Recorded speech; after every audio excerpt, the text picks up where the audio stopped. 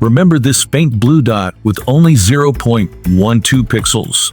On Valentine's Day, February 14, 1990, the Voyager team had a sudden idea to send a command to Voyager 1, 6.4 billion kilometers away, to turn its camera around. So, Voyager 1 opened its camera again, and through 60 single shots, captured a huge family portrait of the solar system. From left to right, it shows Jupiter, Earth, Venus, the Sun, Saturn, Uranus, and Neptune. Although called a family portrait, it still lacks Mercury, Mars, and Pluto, which was still classified as a planet at the time. Mercury was too close to the Sun to be captured. Mars was affected by the Sun's scattered light, and Pluto was too far from the Sun to be captured.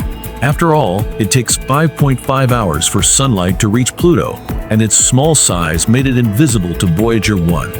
Jupiter and Saturn, due to their large size, are clearly visible in the photo. Uranus and Neptune, being too far from the Sun, required long exposure shots, making them somewhat blurry. Venus and Earth, being too far from the spacecraft, resulted in images less than 1 pixel. Among them, Earth occupies only 0.12 pixels of the entire photo, and Venus only 0.1 pixels.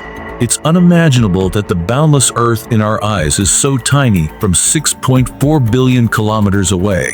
If not for humans living on it, this faint blue dot might never attract attention in the universe. Amazingly, Voyager 1 has been operating in space for over 46 years, with some functions still working.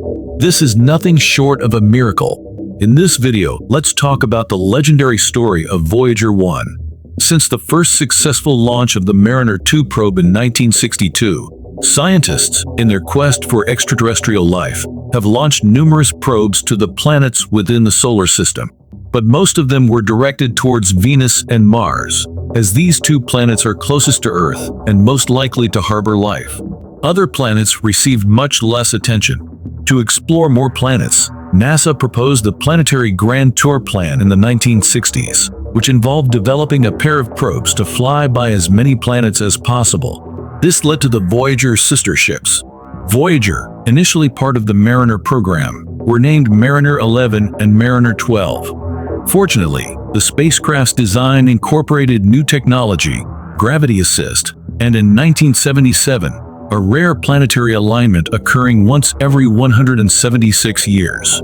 This meant the probes could use the gravity of various planets for acceleration, requiring only minor fuel for course corrections, allowing them to visit Jupiter, Saturn, Uranus, and Neptune in just 12 years, instead of the usual 30 years.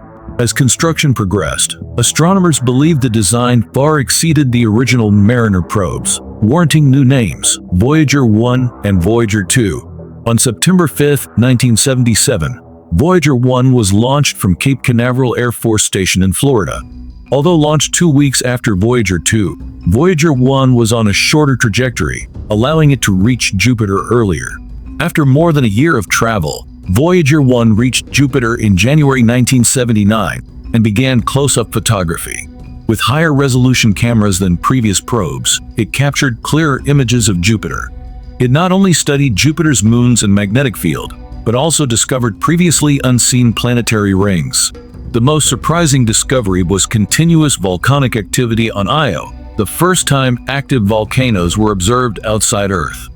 Voyager 1 also closely observed Jupiter's Great Red Spot, the largest anticyclonic storm in the solar system, large enough to contain 3 Earths, and existing for at least 300 years. After exploring Jupiter, Voyager 1 used its gravity to head towards Saturn, reaching it in November 1980. Here, Voyager 1 closely observed Saturn's ring structure, captured tens of thousands of color photos, and analyzed Titan's atmosphere. Titan, with its thick and complex atmosphere, is the only moon in the solar system with such an atmosphere, possibly harboring life. Voyager 1 made multiple FLYBYs of Titan to analyze its atmospheric composition, as a failed flyby would have led Voyager 2 to change its mission to Titan, abandoning Uranus and Neptune. Fortunately, Voyager 1 successfully measured Titan's atmospheric composition, temperature, and pressure, leading scientists to believe Titan might have liquid oceans, increasing their interest.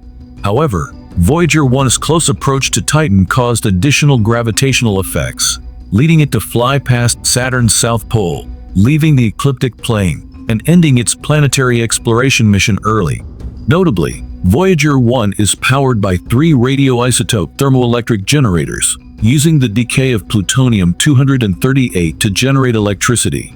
With ample power remaining after ending its exploration mission, scientists decided to send it on an interstellar journey.